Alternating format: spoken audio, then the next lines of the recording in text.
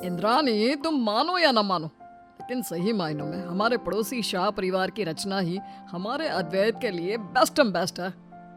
एकदम राधा कृष्ण की जोड़ी लगेगी उनकी। दोनों के कितने सारे गुण भी तो मिलते हैं। वो दोनों बचपन के दोस्त जो ठहरे हैं।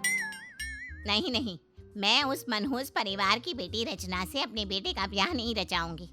अरे वो शाह परिवार एक नंबर का पनौती परिवार है। आए दिन बस कोई ना कोई बीमार ही रहता है।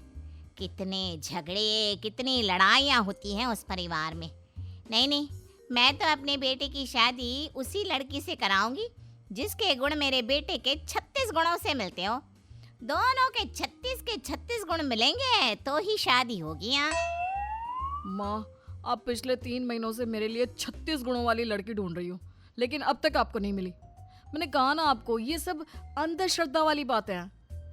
माँ, अगर आप ऐसा ही करती रही ना तो देखना, मेरी शादी सीधा बुढ़ापे में ही होगी, या फिर इस जन्म में तो होगी ही नहीं।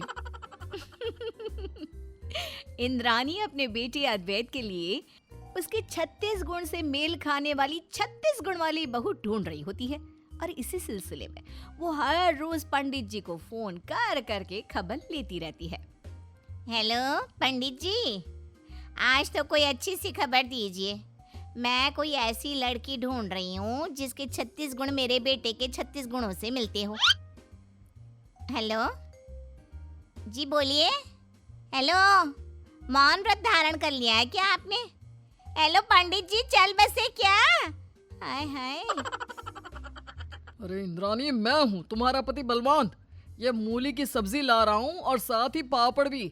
आज मसाला पापड़ बनाना। हाँ हाँ, चलो रखो फोन। इंद्रानी पंडित जी को फोन लगाने जाती है, तभी अचानक घर की घंटी बजती है और स्वयं पंडित जी होते हैं दरवाजे पर। अरे पंडित जी, आप 100 वर्ष नहीं जिएंगे। मेरा मतलब है जिएंगे। देखिए इंद्रानी जी, हमने बहुत कोशिश की है, लेकिन आपको जैसी बहू चाहिए ना वैसी बहू मिलना बहुत मुश्किल है।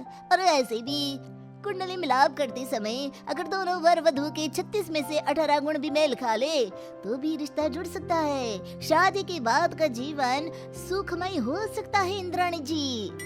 नहीं नहीं, मुझे तो 36 गुण वाली बहू ही चाहिए। लेकिन इंद्राणी जी, जरूरी नहीं कि 36 गुण मिलने के बाद शादीशुदा जीवन में बाधाएं ना आए। राम जी और सीता मैया के जीवन में भी कितनी मुश्किलें आई थी, जबकि उनके तो पूरे 36 के 36 गुण मिले थे ना। लेकिन ना जी ना, इंद्रानी तो अपने जिद पर ही अड़ी थी कि उसके बेटे के साथ 36 के 36 गुण के मेल खाने वाली लड़की ही चाहिए। और खुशकिस्मती से कुछ दिनों बाद निशा नाम की एक लड़की के सारे 36 गुण अद्वैत के गुणों से मिलते हैं और रिश्ता पक्का हो जाता है। और निशा अब इंद्रानी की बहू बनकर घर आती है। निशा बहू, अब तू आ गई है ना। अब देखना, तेरे और अद्वैत के 36 गुण मिल गए हैं। अब तुम दोनों की जैसी जोड़ी पूरे चांदनी चौक में नहीं होगी किसी की। आओ, मिड से नजर उतारती हूँ तुम्हारी। माँ, ये सारी क्या फॉर्मेलिटीज होती है आपकी हर बार की? आपको पता है इस धुएं से कितना एयर पोल्यूशन होता है? और निशा को धुएं की एलर्जी है। मंडप में देखा था ना आपने। अद्वैत, लेट इट बी ना, रस्म रस्म होती है, इसलिए जिप योर माउथ और चुपचाप खड़े रहो, मुंह में दही जमा के। देखा मेरी बहू कितनी गुणवान है। इंद्रानी निशा और अद्वैत की नजर उतारती है और मिर्च को जलती हुई धूपदानी में डाल देती है। थू थू थू थू, नजर ना लगे मेरे राधा कृष्ण की किसी को भी। शादी के पहले कुछ दिन निशा एकदम सुशील सर्वगुण संपन्न बहू की तरह रहती है, लेकिन जैसे ही अद्वैत की तनख्वाह आती है वैसे ही निशा अद्वैत से कहती है, अद्वैत मेरे प्यारे पतिदेव, चलो अब जब तुम्हारी सैलरी आ गई है तो हम एक नई लग्जरियस ब्रांडेड कार खरीदते हैं मेरे लिए, और मुझे वो डायमंड नेकलेस सेट भी दिलवा दो और हम दोनों की फ्लाइट्स की टिकट बुक करवा दो। हम स्विट्जरलैंड जा रहे हैं और हाँ, प्रॉपर्टी पेपर वर्क्स भी शुरू करवा दो। 50 नहीं, पूरे 100% चाहिए मुझे मेरे नाम पर। अरे बस बस बस निशा, जरा ख्वाहिशों से भरी ट्रक पर ब्रेक लगाओ, कहीं कोई एक्सीडेंट ना हो जाए। अरे तुम्हारा दिमाग तो ठिकाने पर है ना? तुम्हें अंदाजा भी है कि तुम किन किन चीजों की मांग कर रही हो? ये जो मैंने अभी अभी सैलरी रखी है ना अलमारी में, वो यूं आई है और यूं ही जाएगी भी। शादी के फंक्शंस और बाकी ताम झाम के खातिर लिए गए सामानों की वजह से मुझे अब कई सारे EMIs चुकाने हैं। सॉरी निशा, हमारा हनीमून तो इसी कमरे में रुई के गद्दों पर AC चला के नकली का स्विट्जरलैंड बना के ही होगा। और रही बात जायदाद की तो वो तो मैं तुम्हें पूरी की पूरी दे नहीं सकता, वो मेरे हाथ में ही नहीं है। तुम्हें क्या मैं घन चक्कर लगती हूँ जो तुम्हारी इतनी चिकड़ी चुपड़ी बातों में आ जाऊंगी? निशा और अद्वैत का शोर शराबा सुनकर इंद्रानी और बलवंत भी वहां आ जाते हैं। अरे ये क्या हुआ? इतना क्यों गरम तवे की तरह तप रही हो निशा बहू? अद्वैत बेटा, जरूर तूने ही कुछ ना कुछ बोला होगा इस फूल सी बच्ची को। हाँ, तेरी तो आदत ही ऐसी है, तो कभी बाज नहीं आएगा अपनी हरकतों से। रुक, अभी इस लकड़ी से तेरी पिटाई करता हूँ मैं। अरे पापा रुकिए तो, आप जैसा समझ रहे हैं वैसा बिल्कुल भी नहीं है। अरे मैंने कुछ नहीं किया है, बल्कि निशा ही जायदाद का पूरा हिस्सा, स्विट्जरलैंड की ट्रिप, डायमंड नेकलेस का सेट और पता नहीं क्या क्या मांग रही है। ऑब्वियसली तुमसे ही मांगूंगी ना सब कुछ। अब क्या पड़ोसियों से मांगूंगी? तुम मेरे पति हो और मैं तुम्हारी पत्नी हूँ, और मेरी इच्छाएं पूरी करना, उनका पालन करना, ये तुम्हारा पति धर्म है। और वैसे भी 36 गुण वाली बहू हूँ मैं। पत्थर तो हर जगह मिलते हैं, पर मुझ जैसा हीरा मुश्किल से ही मिलता है। माँ जी समझाइए कुछ अपने बेटे को। अद्वैत बेटा, मान लेना बहू की मांग। जहाँ इतने लोन निकालिए वहाँ थोड़ा और। अब इसे तो तू ही खुश रख सकता है ना। देख अद्वैत, बड़ी मुश्किल से मिली है मुझे ये बहू। अगर ये चली गई तो रहना जिंदगी भर कंवारा, फिर खुद ही खुद से शादी कर लेना। इंद्रानी और बलवंत इतना कहकर वहां से चले जाते हैं।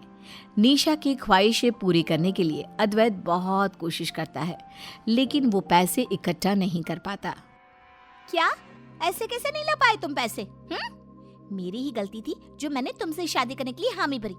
मैं जा रही हूँ तुम्हें छोड़कर। मुझे नहीं रहना तुम्हारे साथ एक छत के नीचे। जो आदमी मेरी विशेष पूरी ना कर सके, मैं उसके साथ अपनी लाइफ नहीं गुजार सकती। अरे नहीं नहीं निशा बहू, रुक जा तू। अरे ओ अकल मुंह है, बहुत दिनों से कंटाप नहीं बजाना, इसलिए इतने चौड़े हो गए हो। रोको इसे। निशा, निशा प्लीज डोंट डू दिस। इतनी सी बात के लिए तुम इतना बड़ा फैसला ले रही हो, नॉट फेयर यार। और तुम जो कर रहे हो वो फेयर है क्यों मिस्टर 36 गुण? हाँ, अब ढूंढते बैठो माँ जी अपने बेटे के लिए नई 36 गुण वाली लड़की। कास्टिंग अभी इसी पल से शुरू कर दीजिए 36 गुण वाली लड़की ढूंढने की। अरे ना ना ना बहू, ऐसा मत बोल। मेरे बेटे के जीवन में संकट के बादल मंडराने लगेंगे। इतनी कठोर ना बन। तू जो कहेगी अद्वैत वही करेगा। एक गधेड़े करेगा माँ। हाँ हाँ ऑफ कोर्स करूँगा। बाकी मैं तुम्हारे लिए माउंट एवरेस्ट तक चढ़ जाऊंगा नंगे पैर, बस। फिर चाहे मुझे कितना भी बुखार चढ़ जाए, कोई गिला शिकवा नहीं। निशा कुछ पल सोचती है और फिर खुराफाती अंदाज से मुस्कुराकर कहती है, ठीक है, जोरू का गुलाम ये तो सिर्फ किस्से कहानियों में ही सुना था। अब तुम ये रियल लाइफ में बनोगे, मेरे जोरू का गुलाम। मैं जो कहूंगी वो करोगी, ना नुकुर किए बिना। तभी मैं तुम्हारे साथ तुम्हारे पास रहूंगी। तो डील पक्की? निशा बहू, ये कैसी वाहियात डील है बेटा। आप चुप रहिए जी। ए अद्वैत, सोच क्या रहा है? हाँ बोलना जल्दी से। हाँ बोल। हाँ हाँ हाँ ठीक है। निशा अपनी मांगे पूरी ना होने पर अद्वैत पर अत्याचार करना शुरू कर देती है। वो उससे ही घर का सारा काम, साफ सफाई, झाड़ू पोछा, बर्तन, खाना, कपड़े धोना, सब काम कराती। बीवियां पतियों के पांव छूती है ना? तो आज तुम मेरे पांव दबाकर उनकी मालिश करोगे। चलो लग जाओ काम पर। निशा, इतना जुल्म क्यों कर रही हो तुम मुझ पर? अद्वैत बेचारा निशा के हर काम को करता ही रहता। निशा की सहेलियां जब घर पर आती तब भी अद्वैत नौकरों की तरह ट्रे लेकर उन्हें चाय पानी और नाश्ता सर्व करता। जब भी बाजार जाना हो, वो बॉडीगार्ड की तरह छाता पकड़कर निशा के इर्द गिर्द रहता। रोज रात को 2 घंटा चलकर वो निशा के लिए उसकी पसंदीदा आइसक्रीम भी लाता है, और इस तरह निशा उसका जीवन मानो दुश्वार ही कर देती है। इंद्रानी से ये सब देखा नहीं जाता और वो एक दूसरे पंडित जी के पास जाती है। पंडित जी, मेरे बहू और बेटे दोनों के 36 के 36 गुण मिले थे, फिर भी उन दोनों के बीच रोज झगड़े होते हैं। मेरी बहू मेरे बेटे पर दुनिया भर का अत्याचार करती है। अब आप ही बताइए, 36 गुण मिलने के बावजूद भी ये सब हो रहा है। ये देखिए दोनों की कुंडलियाँ। हमने हमारे पहचान के पंडित जी जयंती लाल जी के हाथों कुंडली मिलवाई थी। वो तो अब गांव गए हैं, इसलिए आपके पास आई हूँ। दूसरे पंडित जी निशा और अद्वैत की कुंडलियों को ठीक से निहारते हैं और कहते हैं, हे भगवान, ये तो गलत हो गया इंद्रानी जी। ना तो आपके बेटे के गुण बहू के गुणों से मिलते हैं और ना ही बहू के गुण बेटे के गुणों से। कुंडली मिलन में जयंती लाल पंडित ने गड़बड़ कर दी है। दोष आपके बेटे में भी है और बहू में भी। क्या गुण मिलन हुआ ही नहीं? पर दूसरी तरफ से कहूँ तो ये 36 गुण मिलना, इसका अर्थ ये नहीं कि विवाह के बाद सब ठीक ही हो। मेरे चचेरे भाई का लड़का कल से अस्पताल में है। बीवी ने बेलन फेंक कर सीधा सर पर ही मार डाला। अब उन दोनों के 36 गुण मिले थे इंद्रानी जी, उसके बावजूद भी। बोलिए। इंद्रानी सर पर हाथ धरे रह जाती है। उनकी 36 गुणों की बहू की जिद उन्हीं पर भारी पड़ गई। अब ऐसे में इंद्रानी जी क्या करें, आप ही बताइए।